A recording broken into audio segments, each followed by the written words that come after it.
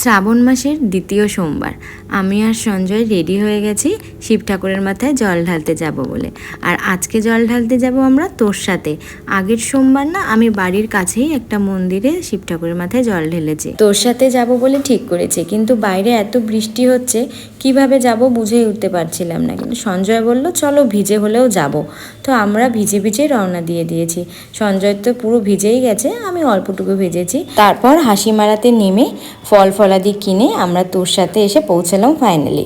অনেক দিনের ইচ্ছে ছিল আমাদের তোর সাথে পুজো দেওয়ার, কিন্তু সময় করে উঠতেই পারি না, তাই শ্রাবণ মাসটাই বেছে নিয়েছিলাম যে তোর সাথে এসে শিবের মাথায় জল ঢালবো।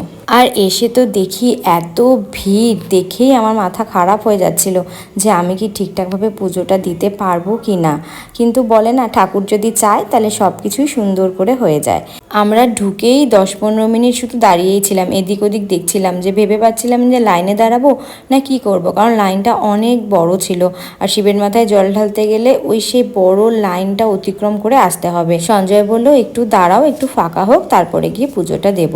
রাস্তা দিয়ে যখনই যেতাম তখনই মন্দিরে প্রণাম করতাম, কিন্তু ভাবতে পারিনি যে ভিতরটাতে এত বড় মন্দির, অনেক ঠাকুর আছে। বাবা ভোলেনাথ আছেন, শ্মশানকালী মা আছেন, বজরংবলী আছেন, শনিদেব আছেন।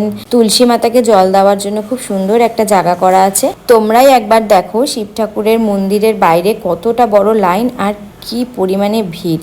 তো আমরা সমস্তটা ঘুরে ঘুরে যখন দেখছিলাম, তার মাঝখানেই দেখি ভেতর দিকে একটা ছোট্ট মেলা বসেছে। সেই মেলাতেই শিব ঠাকুরের জন্য যত জিনিস দরকার সমস্ত কিছু বিক্রি হচ্ছিল। শেষমেশ আমরা লাইনে দাঁড়িয়েই পড়লাম।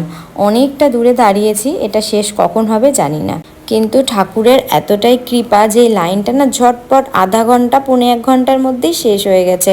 আমাদের বেশিক্ষণ দাঁড়াতেই হয়নি। ফাইনালি আমরা ভোলে বাবার কাছে এসে পৌঁছালাম। 4-5 জন করে ঢুকাচ্ছে, কিন্তু বেশিক্ষণ থাকতে দিচ্ছে না, কিন্তু আমি মন ভরে পুজো করেছি। এরপর সঞ্জয় গিয়ে ধূপকাঠি মোমবাতি জ্বালিয়ে আসলো। এখন আমরা বাড়ি যাব। বাড়ি যাওয়ার আগে তোরসা ব্রিজে একটু দাঁড়াবো, কারণ ওখান থেকে ভিউটা খুব সুন্দর লাগে দেখতে।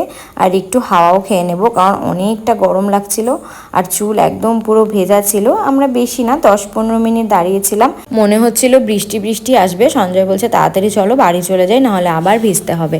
তো আমরা বাড়িতে রওনা দিয়ে দিলাম। আর আমরা যে হাইওয়েটা দিয়ে যাচ্ছি, ভীষণ সুন্দর রাস্তাটা, এখানে দাঁড়িয়ে ফটো ভিডিও না করলেই নয়। আমি যে ফটোগুলো তুলেছি তোমাদের সাথে শেয়ার করব, আমি পরে পোস্ট করব। বাড়িতেও তাড়াতাড়ি পৌঁছাতে হবে, কারণ ঈশার এখানে বার্থডে সেলিব্রেশন হচ্ছে। বারবার ফোন আসছিল যে তাড়াতাড়ি আসো, কারণ তখন প্রায় 2:30-3টা বাজে। খিদেও পেয়ে গেছে, সবাই খাওয়া দাওয়া করবো আমরা। ঈশা আমার জায়ের বোন হয়। এবার ওর কেক কাটিং হয়ে গেল, ওকে সবাই মিলে আমরা